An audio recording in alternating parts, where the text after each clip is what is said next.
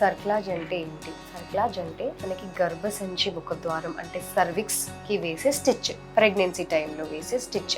దీనికి 2 మెథడ్స్ ఉంటాయి. ఒకటి మెక్డానల్డ్ స్టిచ్ అంటాము, అవి మనం జనరల్గా వేసుకునేది.